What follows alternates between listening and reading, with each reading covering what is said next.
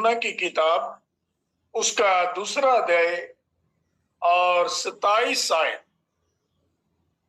प्रभु का वचन इस प्रकार से कहता है, परंतु तुम्हारा वह अभिषेक जो उसकी ओर से किया गया तुम में बना रहता है।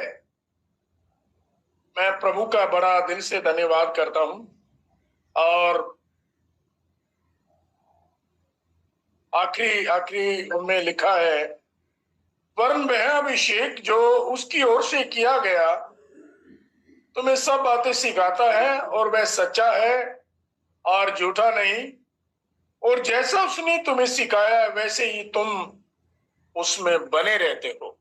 मैं प्रभु का बड़ा दिल से धन्यवाद करता हूं। और यदि हम यशायाह में 10 अध्याय 27 आयत पढ़ते हैं तो वहां पर इस प्रकार से लिखा कि उस समय ऐसा होगा कि उसका बोझ तेरे कंधों पर से, उसका जुआ तेरी गर्दन पर से उठा लिया जाएगा और अभिषेक के कारण वह जुआ तोड़ डाला जाएगा। मैं परमेश्वर का धन्यवाद करता हूं कि यहाँ पर प्रभु के अभिषेक के बारे में जो वर्णन किया गया है, और अभिषेक जो है हमें प्रभु के सामर्थ्य के बारे में, और परमेश्वर का मैं दिल से धन्यवाद करता हूं कि परमेश्वर का सामर्थ्य किस प्रकार से प्रभु अपने लोगों को देता है। और अभिषेक जो है, जिस व्यक्ति के ऊपर अभिषेक किया जाता है और एक विशेष काम के लिए प्रभु उसका अभिषेक करता है और उसे विशेष काम के लिए अलग करता है। और मैं प्रभु का धन्यवाद करता हूं। हम ऐसे पढ़ते हैं, प्रभु का धन्यवाद हो, अभिषेक हमारे जिंदगी के अंदर हमारे जीवन को मधुर बनाता है और सभ्य बनाता है। मैं प्रभु का धन्यवाद करता हूं। अभिषेक ये प्रार्थना के द्वारा प्राप्त किया जाता है और अभिषेक जो है ये परमेश्वर की ओर से एक पुरस्कार है। मैं प्रभु का बड़ा धन्यवाद करता हूं जो कि प्रार्थना के मलयुद्ध के द्वारा प्राप्त किया जाता है। मैं प्रभु का बड़ा धन्यवाद करता हूं। और प्रभु का वचन हम ऐसे पढ़ते हैं कि पुराने समय में, पुराने वक्त के अंदर अभिषेक जो है कुछ मुख्य लोगों पर होता था और राजाओं के ऊपर, याजक के ऊपर एक अभिषेक उड़ेला जाता था। और जब हम पढ़ते हैं हमारे इतिहास को कि वो राजा लोग दुनिया के राजा लोगों से अलग होते थे, उनका रहन सहन, उनका कार्य, हर बात जो थी दुनिया के राजाओं से वो अलग होते थे। मैं प्रभु का बड़ा दिल से मैं धन्यवाद करता हूं। मैं प्रभु की स्तुति करता हूं। और हम इस प्रकार से देखते हैं, प्रभु का धन्यवाद हो कि हमारा व्यवस्था विवरण की किताब इस बात को प्रकट करती है कि किस प्रकार से दूसरे राजा और परमेश्वर का अभिषेक पाए हुए राजा के अंदर क्या अंतर है।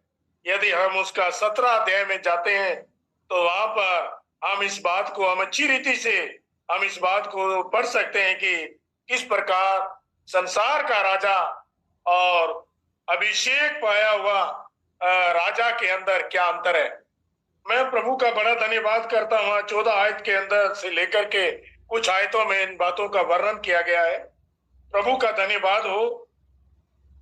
और मैं प्रभु की स्तुति करता हूं कि किस प्रकार से अभिषेक हमारे जीवन को निखारता है, हमें अधिकार और सामर्थ्य से भर देता है। प्रभु का धन्यवाद हो। परमेश्वर का वचन जो हमें इस प्रकार से बताता है कि यदि हम यूहन्ना 15 अध्याय में आते हैं और वहां पर जब हम 15 अध्याय के अंदर और 4 आयत से लेकर के पढ़ते हैं, तुम मुझ में बने रहो और मैं तुम में, यदि दाखलता में बनी ना रहे तो अपने आप से नहीं फल सकते, वैसे ही तुम भी यदि मुझ में बने ना रहो तो फल नहीं सकते। मैं दाखलता हूं, तुम डालियां हो। जो मुझ में बना रहता है और मैं उसमें, वह बहुत फल फलता है। प्रभु का धन्यवाद हो। यह पहला यूहन्ना 2:9 में हमने पढ़ा कि वह अभिषेक जो उसकी ओर से किया जाता है तुम में बना रहता है। प्रभु का धन्यवाद हो। ये अभिषेक प्रभु यीशु मसीह की ओर से प्रभु अपने लोगों को प्रदान करता है, और जो हमारे अंदर बना रहता है, मैं प्रभु का बड़ा धन्यवाद करता हूं, प्रभु की स्तुति करता हूं, जो हमारे जीवन में टिका रहता है।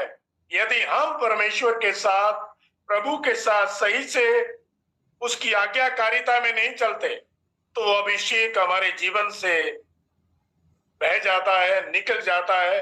हम ये घटना को साउल के जीवन से हम देखते हैं कि परमेश्वर का वो भी एक अभिषेक था, और उसने जब प्रभु की आज्ञा का पालन नहीं किया तो हम देखते हैं कि किस प्रकार से पवित्र आत्मा उसके जीवन से चला गया। एक दुष्ट आत्मा आकर के उसको सताना शुरू कर दिया गया।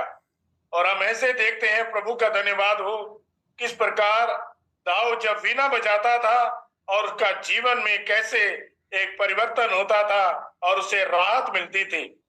उसकी वीणा के अंदर पवित्र आत्मा का सामर्थ प्रवाह करता था। मैं प्रभु का बड़ा दिल से धन्यवाद करता हूं। परमेश्वर के अंदर बना रहना, अभिषेक के अंदर बना रहना, मैं प्रभु का धन्यवाद करता हूं।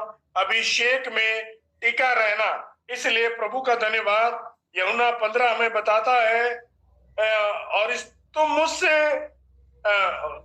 5 में, मैं दाखलता हूं, तुम डालियां हो। जो मुझ में बना रहता है, मैं उसमें, वह बहुत फल फलता है, क्योंकि मुझसे अलग होकर तुम कुछ भी नहीं कर सकते। मैं परमेश्वर का धन्यवाद करता हूं। प्रभु के अभिषिक्त में बने रहना हमारे लिए बहुत बड़ा एक अनुग्रह की बात है, बहुत बड़ा एक आशीष की बात है, और मैं प्रभु का बड़ा धन्यवाद करता हूं।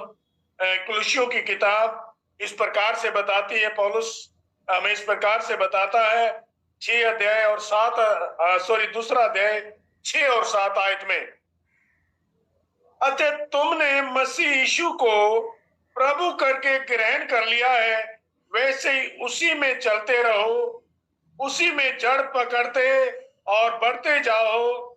जैसे तुम सिखाए गए हो वैसे ही विश्वास में दृढ़ होते जाओ और अधिकाधिक धन्यवाद करते रहो। मैं प्रभु का बड़ा धन्यवाद करता हूं। परमेश्वर के सामर्थ में बना रहना, प्रभु के अधिकार में बना रहना, ये परमेश्वर की ओर से है। मैं प्रभु का धन्यवाद करता हूं। हम ऐसे देखते हैं कि यूहन्ना बपतिस्मा देने वाला, जो हमें पानी से बपतिस्मा देता था, और उसने कहा, जो मेरे बाद आ रहा है वह तुम्हें पवित्र आत्मा और आग से बपतिस्मा देगा। मैं प्रभु का बड़ा धन्यवाद करता हूं। पवित्र आत्मा और आग से बपतिस्मा, प्रभु का धन्यवाद। पवित्र आत्मा का बपतिस्मा जो प्रभु यीशु की ओर से है, मैं परमेश्वर का धन्यवाद करता हूं।